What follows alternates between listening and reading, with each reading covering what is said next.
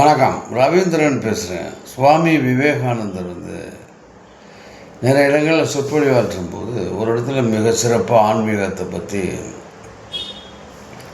சொற்பொழிவாற்றினார். சிறப்பாக இந்து மதத்தை பற்றி ரொம்ப பெருமையாகவும் பேசியிருக்கிறார்.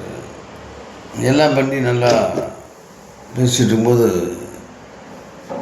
நிறைய கூட்டம், ஏகப்பட்ட கூட்டம், நிறைய அற்புதமான ஸ்பீச், ஆன்மீகம், தியானம் எல்லாத்த பண்ணி ரொம்ப சிறப்பாக பேசிட்டு வந்தார்.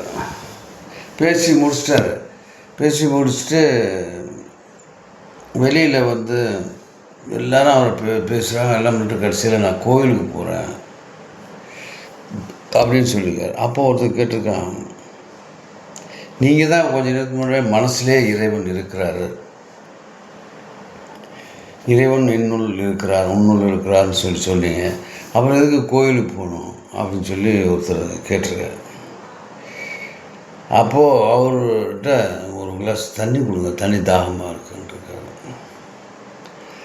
அவர் உடனே வேகமாக போய் இவருக்கு தண்ணி எடுத்துகிட்டு ஓடியாந்தார். ஒரு சொம்பில் தண்ணி எடுத்துகிட்டு இருந்தாங்க ஐயா அப்படின்னு சொல்லி கொடுத்துருக்காரு. எனக்கு தண்ணி தான் வேணும். அதான் தண்ணி இதில் இருக்க, தண்ணி சொம்பையாக கொடுக்குறீங்க, தண்ணி தான் வேணும்ன்றார். திருப்பி சொல்கிற தண்ணி இதுக்குள்ளே இருக்குங்க அப்படின்னு. அப்போது தண்ணியை உங்களால் இந்த செம்பு இல்லாமல் கொடுக்க முடியல இல்லையா? இல்லை, அது எப்படிங்க முடியும்? தண்ணியே ஒரு செம்புலேயோ ஒரு டம்ளர்லையோ தான் கொடுத்தாது. அது மாதிரி தான் இறைவனை ஒரு கோயிலில் போயிட்டு பார்க்குறது இது மாதிரி தான். செம்பில் எப்படி தண்ணி கொண்டு வருவீங்களோ அது மாதிரி இறைவனை இங்கே சிலையாக இருக்கும்போது அதை பார்க்கும்போது நமக்கு ஒரு உணர்வு வருது, கும்பிட்றோம். இறை வழிபாடு, சிலை வழிபாடுன்னு அது ஒன்றும் தவறலாம். தியானம் பண்ணி இறைவனை காணலாம்.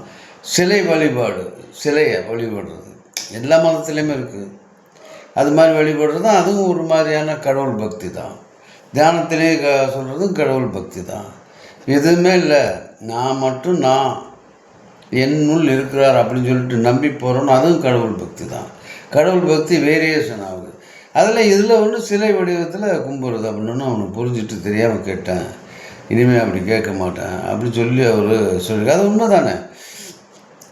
தண்ணியை கொடுன்னா தண்ணியை மட்டும் கொண்டு கொடுக்க முடியாது. அருமையான கேள்வி. இப்போ சரியான பதில். தண்ணி கொடுன்னாரு, கொண்டுதான், அவ்வளோதான், முடிஞ்சு போச்சு.